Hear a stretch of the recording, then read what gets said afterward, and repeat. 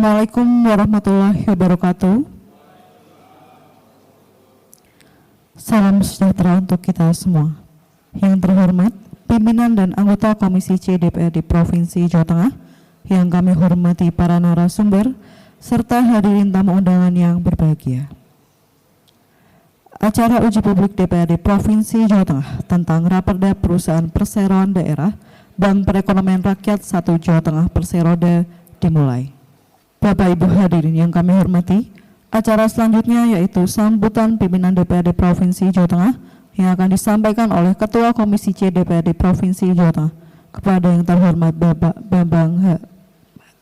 Bambang Haryanto. Disilakan. Assalamualaikum warahmatullahi wabarakatuh. Shalom, Om Swastiastu, Namo Buddhaya, salam kebajikan, salam sejahtera bagi kita semua. Yang saya hormati pimpinan dan anggota Komisi DPRD Provinsi Jawa Tengah, yang kami hormati OPD Mitra, Biro Perekonomian, Biro Hukum, PPR-PKK atau Perseroda se-Jawa Tengah, serta seluruh peserta uji publik Raperda Konsolidasi PT BPR 1 Jawa Tengah, segenap tamu undangan dan hadirin yang berbahagia. Pertama dan yang paling utama, marilah senantiasa kita memanjatkan puji syukur kehadirat Tuhan Yang Maha Esa, Allah Subhanahu wa Ta'ala, atas limpahan rahmat dan karunia-Nya, sehingga kita semua diberikan kesehatan dan keselamatan guna menghadiri agenda uji publik Raperda Konsolidasi PT BPR 1 Jawa Tengah Perseroda. Peserta rapat uji publik yang kami hormati, forum uji publik ini bukan sekedar kegiatan formal, melainkan merupakan ruang partisipasi publik yang sangat strategis karena berada pada tahapan akhir dari seluruh rangkaian proses penyusunan raperda sebelum nantinya ditetapkan dan diundangkan menjadi peraturan daerah.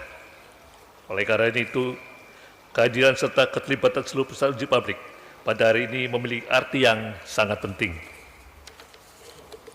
Karena disinilah suara masyarakat, pemangku kepentingan, dan praktisi menjadi bagian dari proses penjemputan kebijakan daerah.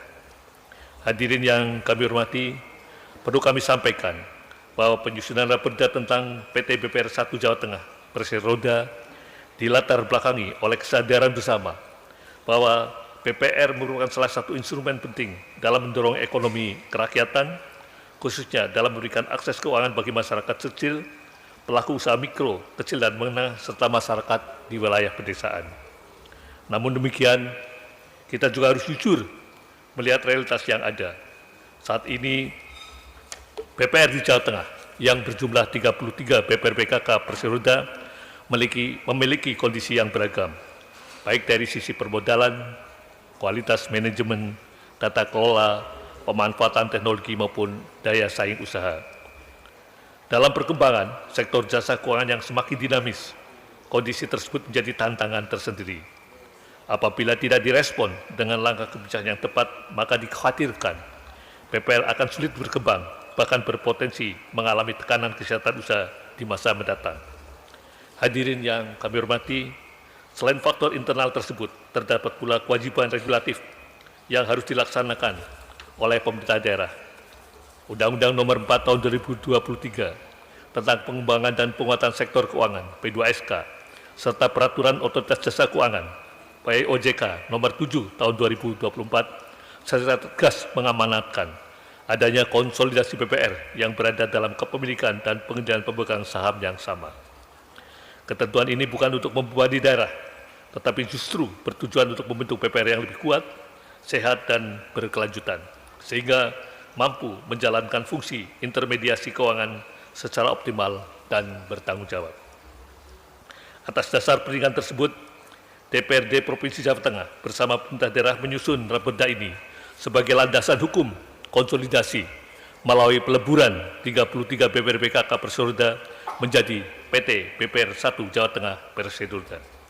Hadirin yang kami hormati, kami ingin menegaskan bahwa konsolidasi ini bukan dimaksudkan untuk menghilangkan peran BPR di daerah, melainkan justru untuk memperkuat keberadaannya. Dengan model BPR yang terintegrasi tingkat provinsi diharapkan akan tercipta: 1. penguatan struktur permodalan. Kedua, peningkatan efisiensi operasional. Ketiga, standarisasi tata kelola perusahaan yang baik. Keempat, penguatan sistem pengawasan dan manajemen risiko. Kelima, peningkatan kualitas pelayanan kepada masyarakat.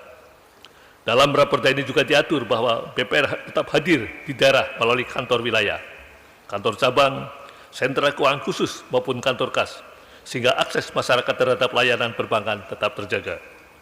Hadirin yang kami hormati, kami juga memahami bahwa setiap kebijakan konsolidasi kerap menimbulkan pertanyaan dan kekhawatiran, khususnya terkait keberlangsungan pegawai dan pelayanan. Oleh karena itu, raperda ini secara tegas mengatur ketentuan peralihan yang menjamin bahwa satu, seluruh pegawai tetap bekerja dan melanjutkan status kepegawaiannya. Kedua, operasional BPR di tiap daerah tetap berjalan sampai izin peleburan diterbitkan. Ketiga, proses penataan SDM dilakukan secara bertahap, profesional, dan berkeadilan. Empat, aset, kewajiban, dan hak BPR dikelola secara tertib dan akuntabel. Lima, ketentuan ini disusun untuk memastikan bahwa proses konsolidasi berjalan tertib, aman, dan tidak menimbulkan gejolak, baik bagi pegawai maupun bagi masyarakat pengguna jasa BPR. Hadirin yang kami hormati, raperda ini juga menegaskan prinsip tata kelola perusahaan yang baik, yang mencakup transparansi, akuntabilitas, pertanggungjawaban, kemandirian, dan kewajaran. Prinsip-prinsip ini menjadi fondasi utama agar PT BPR 1 Jawa Tengah Perseroda mampu tumbuh sebagai BUMD yang profesional, berintegritas, dan berorientasi pada kemanfaatan publik. Lebih jauh, keberadaan BPR yang sehat dan terintegrasi diharapkan dapat menjadi motor penggerak pembiayaan UMKM, mendukung program-program pembangunan daerah, serta berkontribusi secara nyata terhadap peningkatan pendapatan asli daerah secara berkelanjutan. Hadirin yang kami hormati, uji publik ini kami tempatkan sebagai ruang dialog terbuka, bukan sebagai formalitas. Kami menyadari bahwa tidak ada produk hukum yang sempurna tanpa partisipasi masyarakat. Oleh karena itu, kami membuka ruang seluas-luasnya bagi seluruh peserta uji publik untuk menyampaikan: satu, pandangan kritis; dua, saran penyempurnaan; tiga, masukan teknis maupun substansial; dan keempat, catatan terhadap implikasi kebijakan di lapangan. Seluruh masukan yang disampaikan dalam forum ini akan menjadi bahan penting dalam penyempurnaan akhir raperda sebelum memasuki tahapan pengesahan dan pengundangan.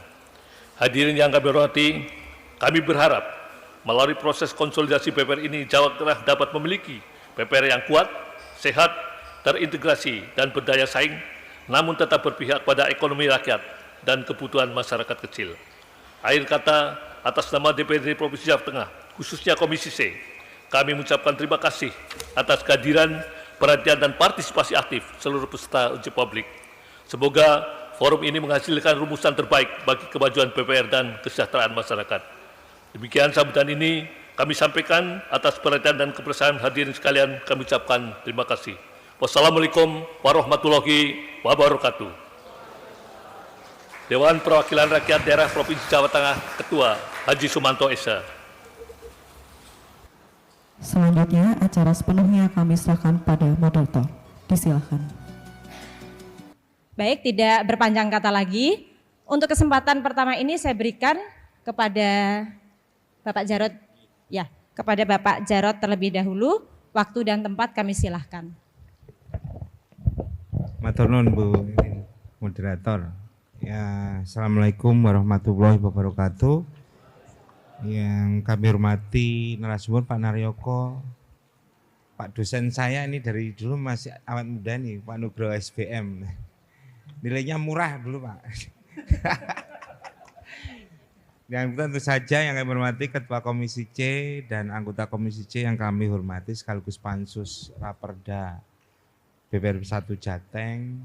Tentu saja yang kami hormati dan kami banggakan para pejuang dividen. Nah, tepuk tangan buat kita semua. Nah, okay.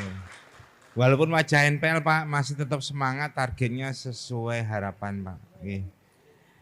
Bapak Ibu sekalian yang kami hormati, terkait public hearing ini memang berulang kali kami sampaikan Pak, kami aja menjelaskan progresnya. Memang dari RBP 2025 ini secara aset kita targetnya 15 triliun di halaman target kinerja, Mas Yudi. Kemudian untuk laba itu kurang lebih di atas 300 miliar dengan Damas 13 triliun dan kredit 10 T. Memang kalau kita sudah bolak-balik Pak, kami sampaikan kepada teman-teman direksi, Dewan Komisaris maupun pemegang saham dan pada seluruh karyawan, memang keuntungan konsolidasi ini adalah untuk penguatan kapasitas permodalan, efisiensi bisnis, penguatan SDM, dan tentu saja menjadikan BPR 1 Jateng ini terbesar di Indonesia. Jadi luar biasa, dan kemarin kami hadir di Munas Perbamida di Kendari itu kami cukup bangga karena apa? Komposisi dari kita itu untuk yang dengan aset 13 triliun ini posisinya adalah bahwa kita portofolio untuk kredit itu terbesar, sebaran kredit itu dominan pada produktif. Nah, itu diapresiasi juga pada saat itu yang hadir dari OJK Pusat, Pak Deden dari konglomerasi IJK, Industri Jaya Keuangan, dan kita 60% dan produktif itu 69,55%, non produktif 30%. Artinya menjadi dan itu pun menjadikan kami lebih bangga lagi. Tabungan itu cukup mewarnai dengan 66% dan 34% adalah dana deposito. Artinya kasanya itu mayoritas 66%. Jadi cost of fund yang rendah ini merujuk pada kinerja BPR secara wilayah Jawa Tengah bahwa pertumbuhan dana masih didominasi pertumbuhan deposito, namun secara umum kita masih dana pihak tersebut tabungan sebesar 66. Nah, ini yang lakukan. Kemudian sebagaimana tindak lanjut poin Raperda konsolidasi ini memang di samping POJK 7 tahun 2024 kami memang sudah sepakat untuk tadi tata kelola. Kemudian kami fokus di sini adalah masa transisi dan peralihan. Kami sampaikan dalam Raperda kemarin ada sedikitnya 34 pasal. Nah, tentu saja progres-progres itu kami selalu paralel dengan pokja-pokja kami, Bapak kami sampaikan terkait ada pokja akuntansi, kemudian manajemen risiko, SDM LSTK, aktiva produktif, administrasi dan infrastruktur, serta pelimpahan dan kewajiban. Jadi ini membantu sekali untuk secara teknis kami harus siap sebagaimana kayak seperti puzzle, sehingga pokja-pokja ini ketika perda sudah jadi, perekat puzzle itu begitu perda jadi langsung kayak bahasa Jawanya itu plek gitu Pak. Jadi sudah paralel, sudah clear semua. Jadi untuk tahapan yang paling rumit pun yang untuk tahapan kompetensi SDM sudah diadakan lakukan pelatihan dan ujian standarisasi kompetensi yang mungkin tanggal 20 untuk nanti untuk tingkat supervisor. Jadi untuk ujian CAT-nya sama dengan CAP psikometrinya. Jadi kita sudah semua pastikan standar kompetensinya itu sudah begitu rata sehingga kita akan memiliki peta SDM yang cukup unggul. Nah itu juga terlihat dari Pokja Akuntansi dan IT sendiri itu hampir sudah 100%, tinggal posisi untuk penyeragaman COA dan kemudian standarisasi topologi jaringan IT itu sudah 35%, ditargetkan Maret 2026. Karena ini penting sekali Bapak Ibu untuk standarisasi untuk COA ini dari OJK pun sudah incas untuk menargetkan kebijakan akuntansi sudah rilis di Januari 2026. Dan untuk yang berbeda kita disepakati salah satu vendor, teman-teman sudah sepakat karena apa? Karena terkait dengan sistem. Karena kita SAKEP itu metodologinya beda-beda karena pakai principle base, bukan role base bagaimana SAK etap, sehingga kita ketika due diligence yang kita lakukan karena kita harus SOP-nya mau diekspos dulu di Kejati di Datunnya karena menjadi tim untuk pemantau itu kita targetkan mulai setelah ekspos di Kejati mungkin akhir Desember kita buka lelang untuk due diligence Dan harapannya kebijakan akuntansi sudah itu menjadi acuan di KAK due diligence, sehingga hasil dari due diligence ini adalah membuat fundamental perhitungan proforma keuangan untuk neraca buka tutup. Maka harus ada kesepakatan, dan teman-teman hari ini kami sampaikan Bapak Ibu sekalian, sebagian besar juga diundang OJK untuk penyusunan terkait dengan kebijakan akuntansi pada saat konsolidasi. Kemudian untuk manajemen risiko dan kepatuhan secara totali untuk SOP sudah 100%, pemetaan profil risiko juga 100%, kemudian di target 2026 itu 100% untuk standarisasi seluruh SOP. Jadi sudah on progress semua dan sudah mengawal untuk posisi pengadaan barang jasanya untuk kepentingan konsolidasi. Kemudian untuk Pokja SDM dan STK yang kami sampaikan tadi sudah harus selesai, dan April 26 itu diharapkan selesai untuk grading remunerasi serta perhitungan imbalan jasa kerja, karena ini terkait dengan PSAK 42 terkait harus memberikan pencadangan terkait imbalan kerja bagi karyawan yang akan pensiun.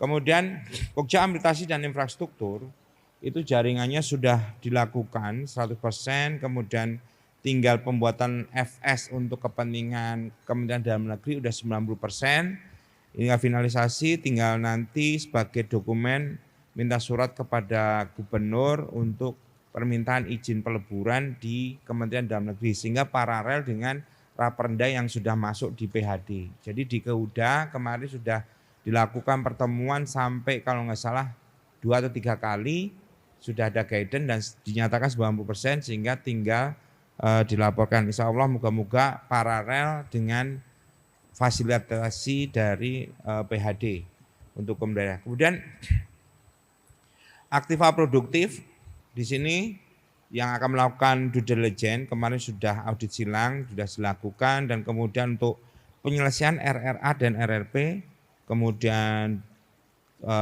penyeragaman produk sudah mulai dilakukan juga, karena kalau dihitung itu produknya itu se-Jawa Tengah dari 33 itu ada sekitar 200 produk.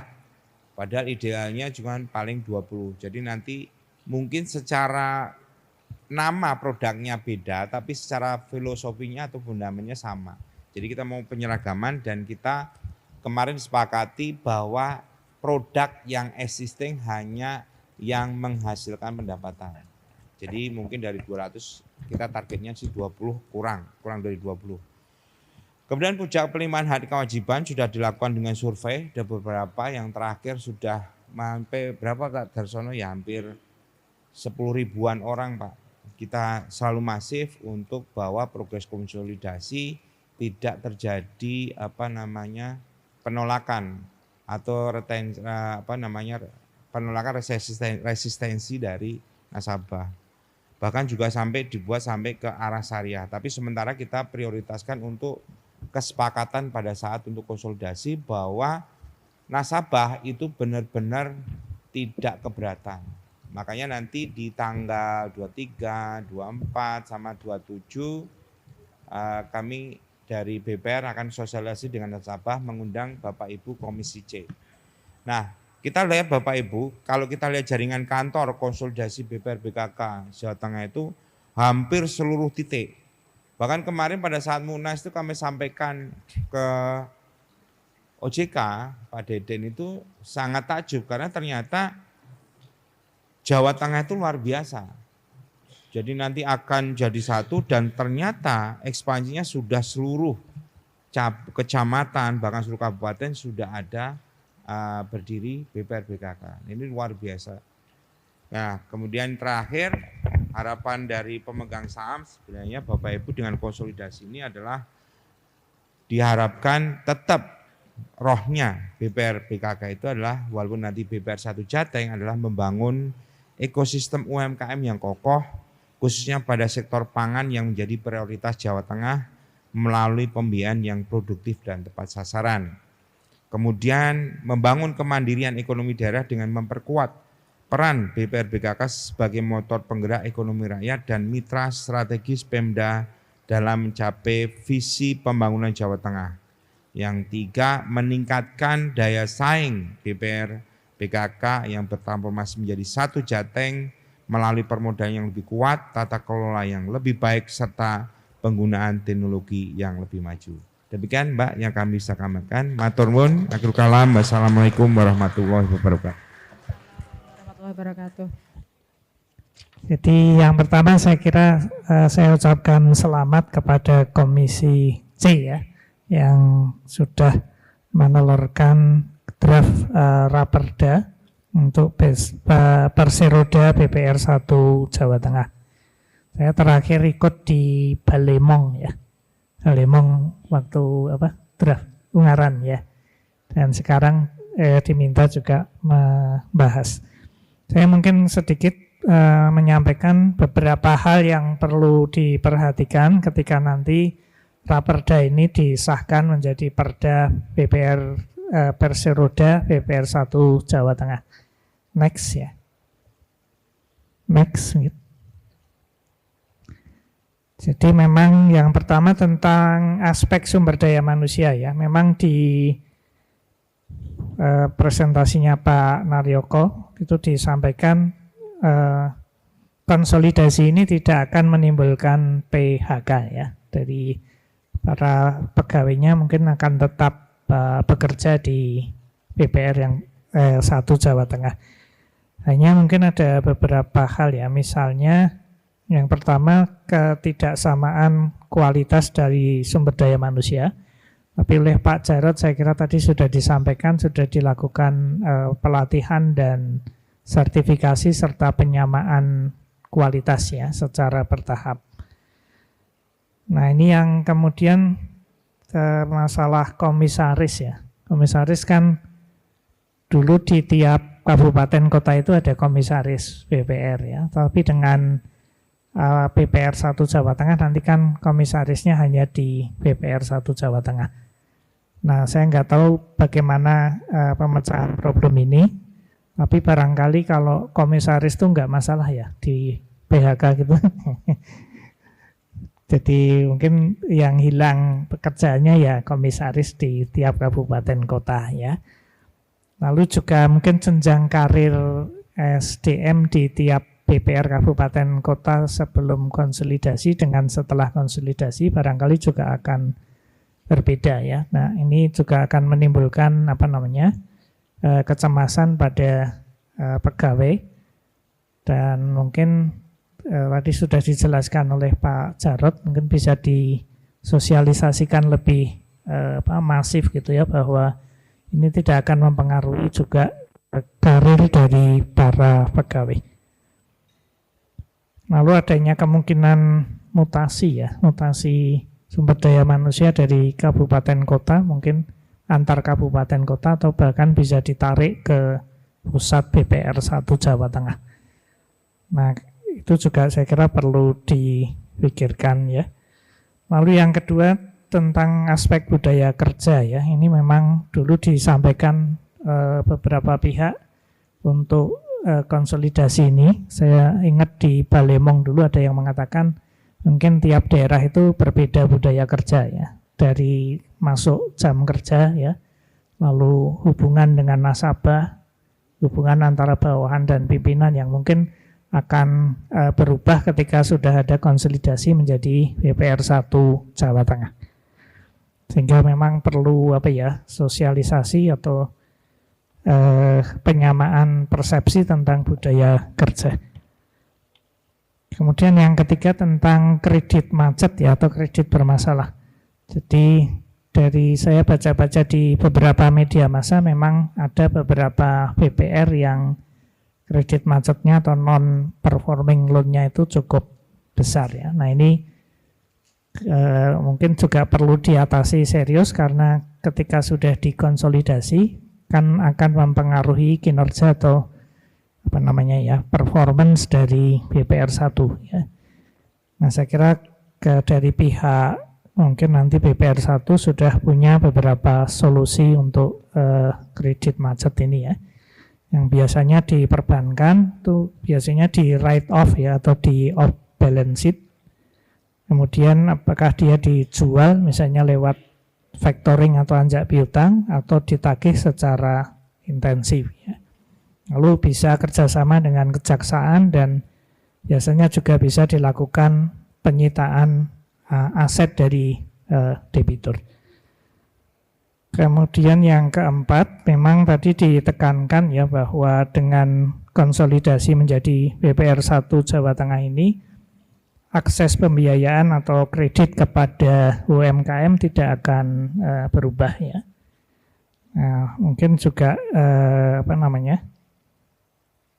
jadi perubahan dari Bank Perkreditan Rakyat menjadi Bank Perekonomian Rakyat, tadi disampaikan oleh Pak Jarod, memang diharapkan BPR itu menjadi lebih kuat ya. Misalnya modal minimumnya juga naik, lalu profesionalitas dalam berbagai hal ya. Nah, saya kira perlu dijaga tadi akses UMKM kepada BPR 1 ini ya, jangan sampai nanti setelah menjadi bank yang lebih sehat, lebih kuat, lalu akses UMKM untuk kredit ke BPR 1 ini menjadi lebih sulit gitu ya.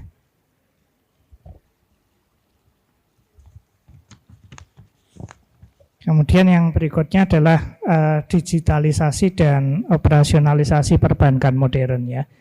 Jadi memang tadi disampaikan Pak Jarod sudah dilakukan penataan infrastruktur digital gitu ya, sehingga diharapkan BPR ini bisa bersaing dengan bank-bank yang lain. Nah, digitalisasi ini saya kira kunci yang utama ya. Misalnya kalau kita lihat yang 5 bank besar itu ya, BNI, BRI, Bank Mandiri, BCA. Nah itu BCA berdasarkan hasil survei itu adalah bank dengan penghimpunan dana pihak ketiga yang paling besar ya. Di Juni 2025 itu sekitar 587,5 triliun ya. Nah salah satu kuncinya adalah kenapa nasabah memilih menabung di BCA, karena dianggap infrastruktur digitalnya ini paling stabil gitu ya, paling stabil. Lalu juga misalnya ATM-nya itu tersebar di beberapa tempat. Nah, saya kira dari pelajaran itu memang saya setuju tadi Pak Jarod menyatakan bahwa digitalisasi ini mendapat perhatian yang serius supaya BPR PKK ini bisa bersaing dengan bank-bank yang lain. Kemudian yang terakhir memang disampaikan di makalahnya Pak Naryoko itu di sana ada jaminan bahwa BPR 1 sebagai konsolidasi ini nanti akan diawasi gitu ya Pak ya, diawasi dan juga dievaluasi secara teratur oleh DPRD dan juga bekerjasama dengan lembaga-lembaga yang kompeten seperti OJK. Nah, saya berharap ini nanti direalisasikan ya, sehingga memang masyarakat itu akan melihat memang nantinya BPR 1 ini akan menjadi bank yang sehat, yang kuat dan juga melayani masyarakat. Saya kira itu catatan saya secara singkat. Terima kasih, saya kembalikan ke moderator. Beri aplaus kepada Bapak Profesor Dr. Nugroho selaku akademisi dari Universitas Diponegoro. Baik, kita ke narasumber berikutnya dengan waktu yang kurang lebih sama 10 hingga 15 menit. Kita berikan kesempatan kepada Bapak Naryoko, anggota Komisi C DPRD Provinsi Jawa Tengah. Semoga Bapak. Izin, karena terakhir ini yang paling singkat karena kesimpulan saja. Assalamualaikum warahmatullahi wabarakatuh. Bismillahirrahmanirrahim. Alhamdulillahirabbil alamin, amma ba'du. Yang saya hormati Ketua Komisi C DPRD Provinsi Jawa Tengah Pak Bambang, rekan kami Pak Kiai Muhammad Afif, yang saya hormati Bu Maria, Bu EN atau Mbak EN, Bu Ros, Pak Jarod, dan teman-teman yang lain. Jadi Raperda konsolidasi ini tinggal menghitung hari. Kalau sesuai jadwal BAMUS itu kalau tidak salah Senin tanggal 22. Kalau tidak ada halangan, itu raperda ini akan disahkan. Namun saya tidak tahu bunyi hasil bamusnya itu adalah raperda konsolidasi BPR BKK se-Jawa Tengah menjadi BPR Syariah. Nah, itu apakah kemudian itu benar-benar konsolidasi menjadi raperda BPR BKK menjadi syariah, atau ya itu hanya salah ketik sehingga itu BPR-nya bukan BPR Syariah tapi BPR 1 atau BPRS. Nah, satu hal yang mungkin ini menjadi isu hangat di masyarakat yang beberapa bulan yang lalu saya alami. Jadi proses konsolidasi ini kan tidak hanya dialami oleh BPR BKK saja, namun bank-bank BPR yang lain itu juga sudah lebih dulu, karena jangka waktunya itu kalau bank bukan milik pemerintah itu kan hanya 1 tahun kalau tidak salah ya. Kalau bank pemerintah itu dikasih waktu, toleransi waktu oleh OJK kalau tidak salah 2 atau 3 tahun, Mbak. Nah, saya mengalami sendiri bahwa di salah satu BPR di Jawa Tengah ya, ini sudah melaksanakan konsolidasi, dan itu benar dari perbincangan di masyarakat bahwa ketika ada proses adanya konsolidasi nanti, itu pasti yang pertama itu adalah layanan terhadap masyarakat itu terganggu. Nah, contoh kecil saya sebutkan proses pengajuan kredit itu yang paling dikeluhkan oleh masyarakat. Contoh saya sebutkan BPR tetangga kita yang kemarin berkonsolidasi, BPR Semeru, kemudian ada beberapa BPR itu, salah satunya yang itu adalah BPR MMP ya, itu kalau tidak salah ya. Kemudian melebur menjadi BPR Semeru kalau tidak salah itu. Memang selama kurang lebih 2 atau 3 bulan itu proses layanan terhadap konsumen itu sangat terganggu sekali, terutama saat pelayanan kredit. Nah, pada saat transaksi itu memang hampir 2 atau 3 bulan itu itu mengalami off. Ya, pengajuan kredit yang harusnya pagunya bisa 1 miliar kemudian hanya bisa di ACC 30%, maksimal 40% dan lain sebagainya. Memang dalam dalam hal lain itu tidak terganggu, akan tetapi di layanan pengajuan kredit itu sangat terganggu sekali, terutama saat pengajuan kredit. Ini pengalaman pribadi. Nah, bagaimana kemudian nanti ketika Perda BPR BKK se-Jateng ini kemudian disahkan menjadi BPRS ya, BPR 1 ini kemudian setelah itu kemudian nanti berkonsolidasi, maka jangan sampai kemudian yang pertama layanan terhadap masyarakat itu terganggu. Kenapa kalau sampai terganggu ya, ini kaitannya dengan konsumen. Sekali masyarakat terganggu kemudian pindah ke kemudian menjadi member oleh bank lain, ini pasti mereka sangat kemungkinan kecil kembali ke kita, itu sangat kecil sekali. Karena harus ya menunggu waktu yang paling tidak di antara 2 sampai 3 tahun. Karena rata-rata pengajuan kredit itu kan antara 2 sampai 3 tahun, maksimal 5 tahun. Kalau itu terjadi, maka nasabah-nasabah kita akan lari. Maka ya teman-teman BPR ini memastikan ketika nanti proses konsolidasi jangan sampai kemudian layanan terhadap masyarakat ini terganggu. Apalagi mandat kita adalah ya untuk membantu perekonomian masyarakat. Itu catatan yang pertama. Yang kedua, isu yang berkembang ya di teman-teman BKK ini, teman-teman BPR BKK ini adalah pengurangan karyawan. Nah, ada beberapa kemarin yang sebelum ini dipastikan bahwa ini adalah BPR 1, kemarin kan sempat ada BPR Syariah, namun kami kok ada keyakinan nanti BPR 1, BPR Jateng, BPRS ini nanti, ini kok saya punya keyakinan ini sebagai pintu masuk nanti ke BPRS, BPR Syariah.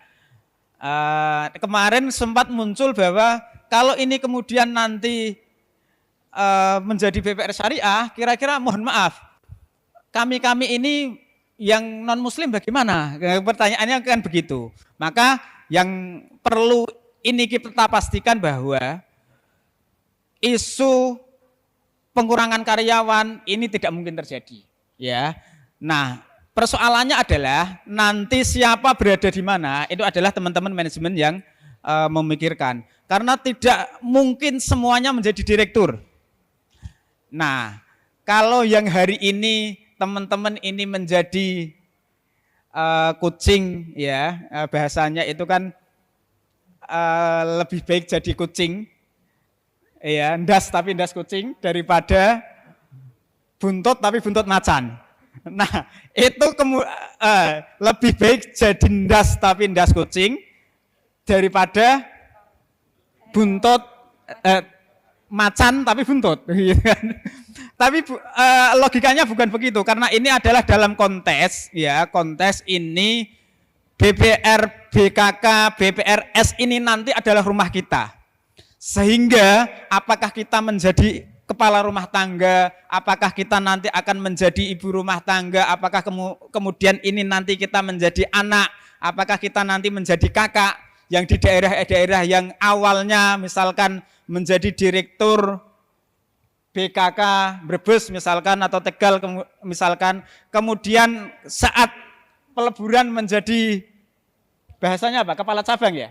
Apakah kepala cabang atau apa, itu menurut saya bukan menjadi problem lagi, ya, karena BPRS ini adalah rumah kita, sehingga kewajiban untuk merawat rumah ini adalah menjadi tanggung jawab kita.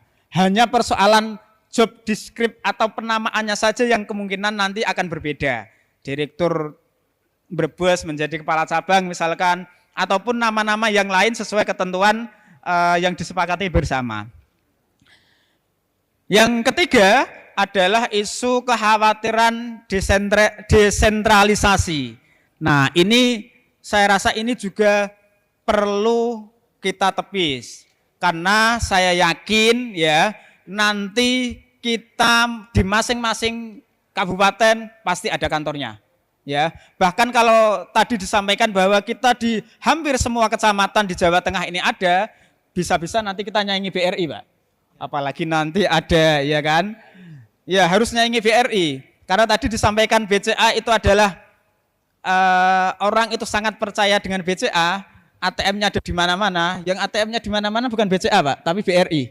Nah, nanti kalau BPR, BKK, BPRS ini nanti kemudian berkonsolidasi mampu untuk melakukan digitalisasi itu, maka tidak menutup kemungkinan tidak hanya di masing-masing kecamatan, bisa jadi nanti di teman-teman desa, di setiap desa ataupun kelurahan nanti memungkinkan ada itu, ya. Ini tantangan, selain tantangan konsolidasi, salah satunya adalah tantangan digitalisasi. Yang terakhir catatan kami adalah yang keempat, keraguan terhadap transparansi. Nah, semangat tadi yang disampaikan oleh Pak Jarod, semangat konsolidasi ini, ya, bukan umpet-umpetan, tapi adalah good corporate government, transparansi publik, dan termasuk pengawasan ini nanti DPRD Provinsi Jawa Tengah dalam konteks ini sebagai mitra, itu tentunya juga akan setiap waktu, setiap saat menjadi mitra strategis dalam rangka bukan sebagai bukan sebagai orang yang megang palu, megang tembak, tapi ini mitra strategis dalam rangka untuk peningkatan kualitas pelayanan dari BPRS, BPR, BKK se-Jateng.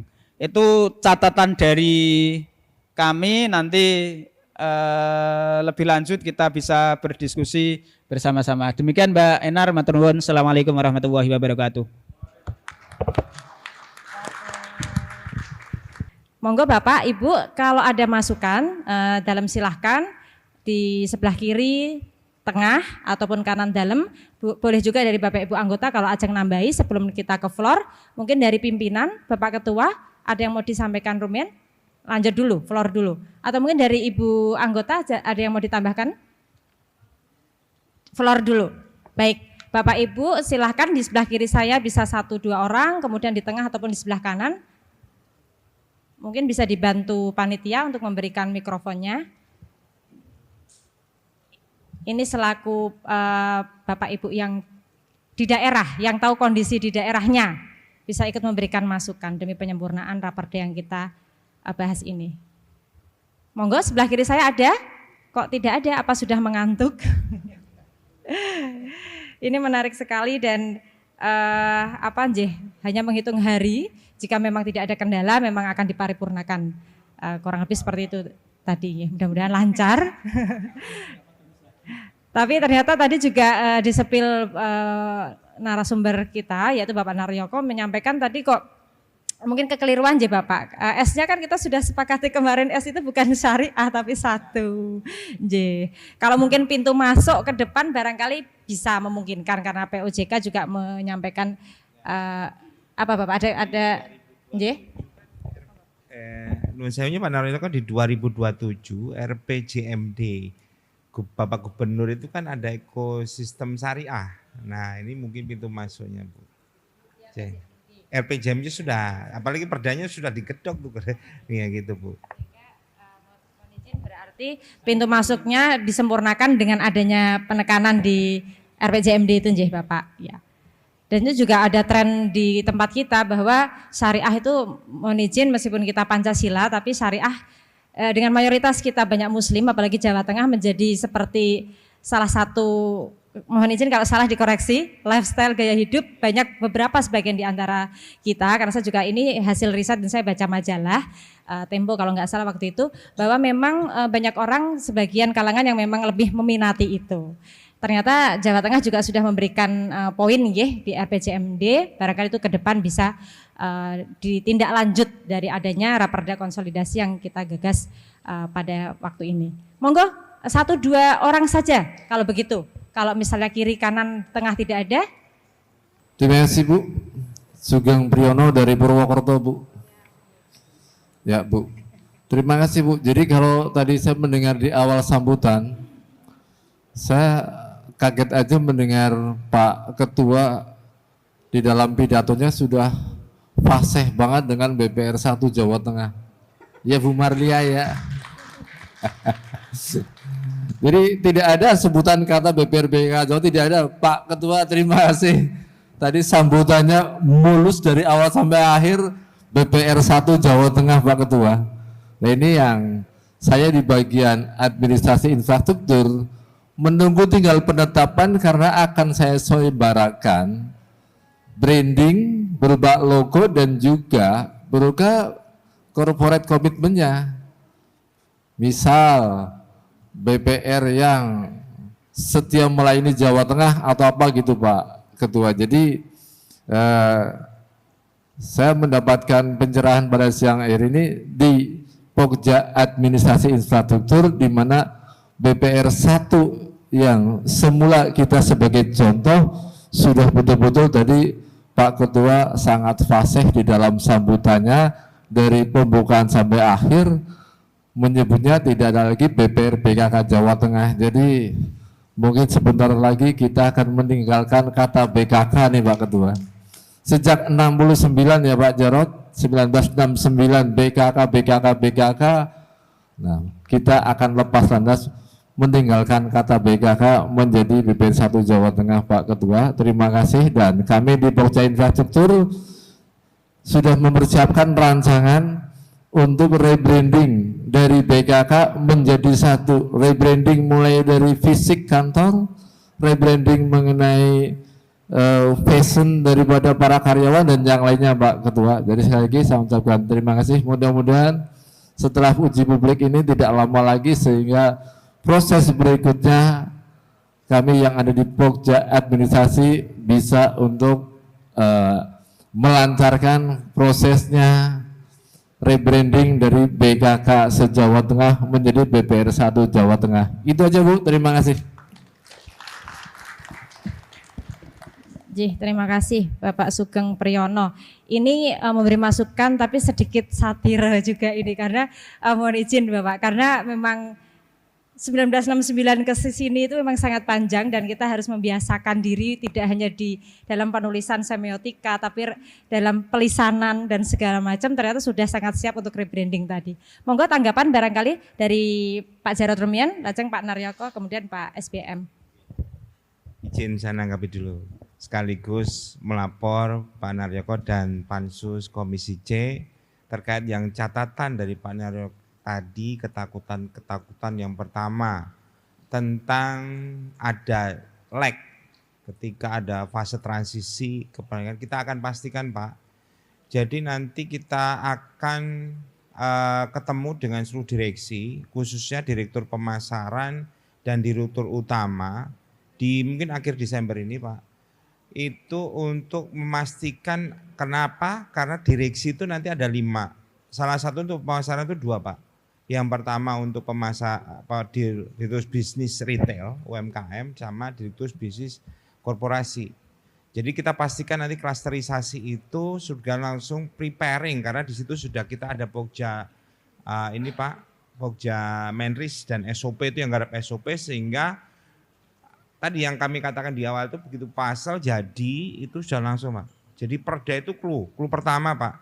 Jadi tadi Pak Sugeng bicarakan perda gedok berarti infrastruktur pojok jalan Pak. Kita memilih kantor pusat, terus menata untuk IT infrastrukturnya, kemudian branding logo, kop surat segala macam. Insya Allah pada saat begitu kita target di posisi Oktober September sudah clear izin konsolidasi datang, sudah Pak, sudah running.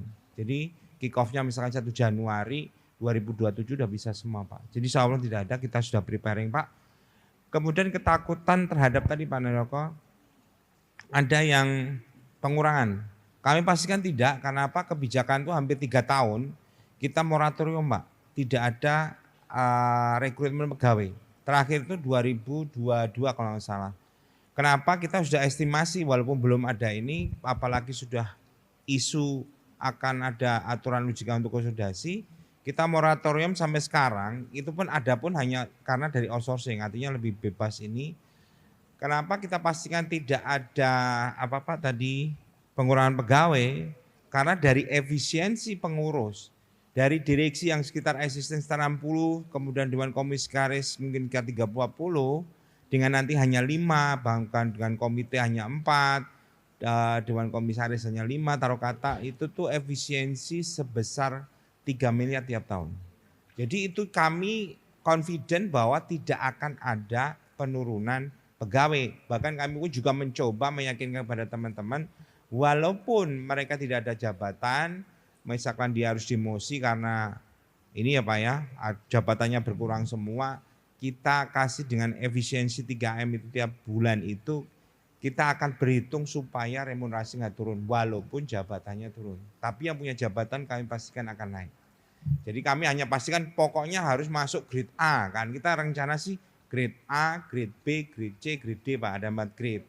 Jadi kalau grade A pastikan pasti gajinya lebih tinggi. Nah kemudian juga direksi kami sampaikan Pak, apalagi sudah kami juga berterima kasih mewakili teman-teman bahwa direksi existing ini sudah dipikirkan dalam klausul draft perda nggih.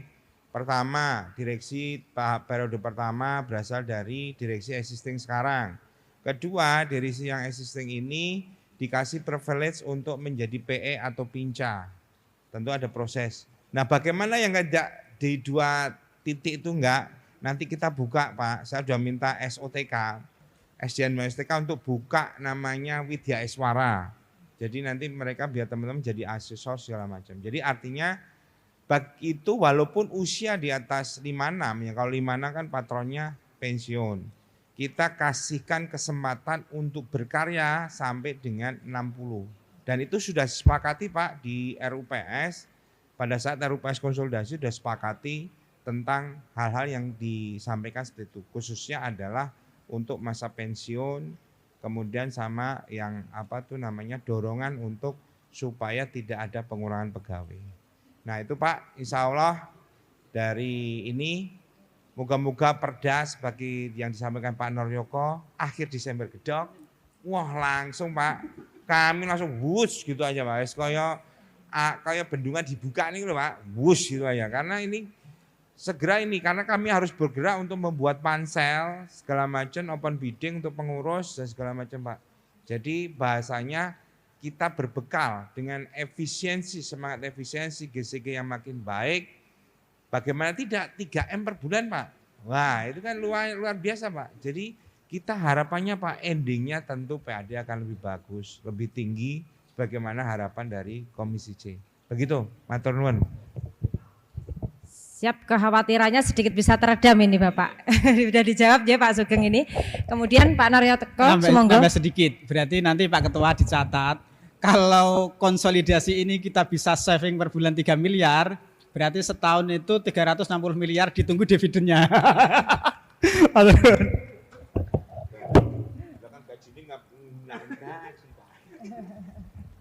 Baik, Pak SBM semonggo. Ya, tadi disampaikan Pak Naryoko kekhawatiran BPR syariah ya, yang non-muslim lalu pegawainya seperti apa. Tapi setahu saya tidak masalah juga ya Pak. Artinya non-muslim menjadi pegawai yang BPR syariah karena itu kan profesional ya, artinya teknis murni ilmu ya, bukan keyakinan gitu ya. Ya, produk perbankan gitu. Dan banyak saya kira non muslim yang menjadi nasabah syariah ya. Termasuk saya. Ada ya. Ya, termasuk saya itu ngambil KPR BTN syariah. Ya. Karena memang syariah ini kan lebih mementingkan etika dan moral ya dalam berbisnis. Nah, berbeda dengan bank konvensional yang misalnya kalau kita ngambil kredit mau untung mau rugi pokoknya kredit kembali. Nah, itu kan di syariah kan karena dia bagi hasil ya, maka kan kalau untung ya dibagi bersama, kalau rugi ya ditanggung bersama, kira-kira seperti itu. Dan saya kira prospeknya bagus ya. Di negara-negara barat saya kira juga misalnya di Inggris itu perbankan syariah juga berkembang sangat pesat ya, dan nasabahnya kan kalau di Inggris ya tentu saja non-muslim gitu. Gitu Mbak, terima kasih. Baik, terima kasih Bapak narasumber, Pak SBM, Pak Naryoko dan juga Pak Jarot. Dicukupkan untuk floor satu lagi, apa sudah? Itu masih ada, berarti dibolehkan ya Pak satu? Sebelum nanti kita akhiri boleh ya? Boleh, karena masih 5 menit lagi untuk menuju pukul 4. Silahkan, bisa disampaikan secara lugas saja. Asmonya siapa dan dari mana? Terima kasih moderator. Assalamualaikum warahmatullahi wabarakatuh. Izin berdiri. Nah, jadi pada awalnya semangat ini saya hanya mungkin kepo aja Pak, Bu semangatnya. Kenapa ini dinamakan BPR 1? Karena apakah ini sudah harga mati? Mungkin ada alternatif nama-nama lain yang lebih menjual misal. Karena semangatnya kalau kita lihat BPR 1 itu kok sing penting jadi satu, karena filosofi Jawa itu asmo kinarya jopo. Jadi harus memiliki daya pikat, memiliki daya rekat, dan memiliki daya juang. Termasuk memiliki visioner yang sangat luar biasa. Mudah-mudahan menjadi masukannya. Matur nuwun. Asmo siapa tadi? Pak Didi. Oh baik, Pak Didi. Betul. Oh iya, baik. Monggo Pak Jarot, silakan. Jadi makna satu itu istimewa ya. Jadi kita satu itu bahasanya menyatukan kekuatan 33 BPR BKK. Maka bertransformasi menjadi BPR terbesar di Indonesia. Ora istimewa Pak? Istimewa, ya kan? Terus memperkuat semua pikiran visi membangun Jawa Tengah yang lebih maju. Loh, ora istimewa Pak? Nah, karena makna itu apa? Mengkolaborasikan seluruh kekuatan itu menjadi satu. Jadi mana satu tidak sekedar sederhana ya. Tadi kalau mananya itu tidak sesederhana kata satu sendiri Pak. Jadi bahasanya satu itu, dan menurut saya biar gampang diingat Pak. Kalau kita bicara rebranding ya, kalau branding kan satu. Di BPR mana Mas? Satu. Nah, satu. Nah, kalau bahasanya itu kalau romantisme itu the only one. Satu gitu loh Pak. Jadi itu jadi artinya kita menyatukan kekuatan 33 BPR menjadi kekuatan yang luar biasa demi membangun Jawa Tengah, Pak. Makatan Pak Didi nggih. Itu. Enggak Pak. Nambah nggih. Jadi lebih dalam dari itu, ini sebenarnya ya, bocoran dari Pak Sugeng, Bu Anita itu ya, ini hasil dari istikharah para pemangku Jawa Tengah. Hasil dari istikharah ini sudah nggak bisa ditebak. Jadi itu. Jadi kalau tidak salah satu juga alasannya adalah BPR singkatan S ya. Kemungkinan nanti hal-hal kalau lain terjadi nanti bisa jadi kalau nomenklatur kemudian berubah, kemudian satu menjadi tadi syariah, kemudian banyak hal yang akhirnya tidak dirubah. Itu. Tapi yang pasti satu, ini adalah hasil istikharah para pemangku Jawa Tengah gitu Pak Jarod nggih. Matur. Sebelum disudahi acara ini, mungkin Bapak Pimpinan ada mau ditambah sedikit atau Bapak Ibu anggota? Bapak Ibu yang saya hormati, mungkin yang perlu kita pahami bersama, hari ini kegiatan ini kan merupakan rangkaian daripada pembahasan raperda kita yang sebetulnya cuma timingnya yang saja yang kurang pas gitu.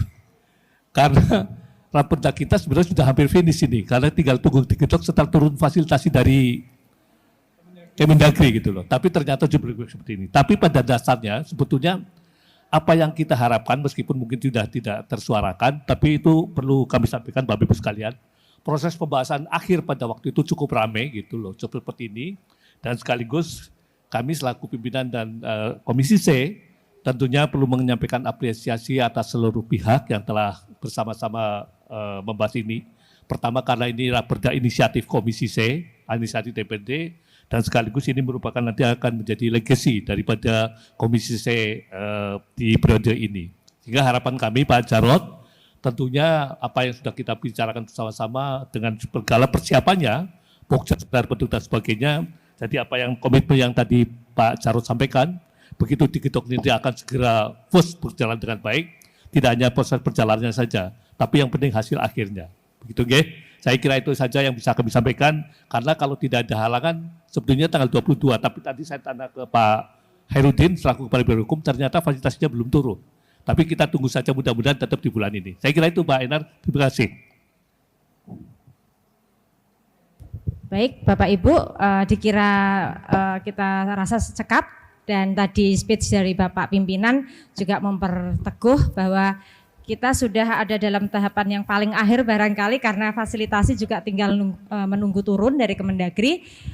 Sebagaimana proses Propemperda itu harus 1 tahun di waktu berjalan, kalau bahasa ekonomi waktu takwim ya Bapak. Beda istilah saja, mudah-mudahan tanpa aral melintang apapun lagi, kita bisa segera memiliki raperda yang penamaannya cukup panjang, bukan lagi konsolidasi, kemarin diminta ini ya namanya, ada pengeditan dari Kemendagri, ada ralat, raperda perusahaan perseroan daerah Bank Perekonomian Rakyat 1 Jawa Tengah Perseroda. Bisa aplaus untuk kita semua.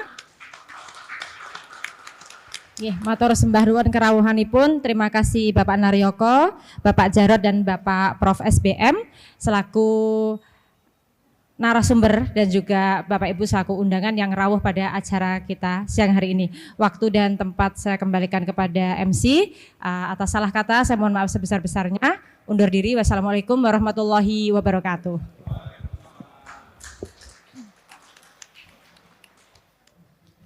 Bapak Ibu hadirin yang kami hormati, dengan demikian rangkaian acara uji publik DPRD Provinsi Jawa Tengah tentang Raperda Perusahaan Perseroan Daerah Bank Perekonomian Rakyat 1 Jawa Tengah Perseroda pada siang hari ini telah selesai.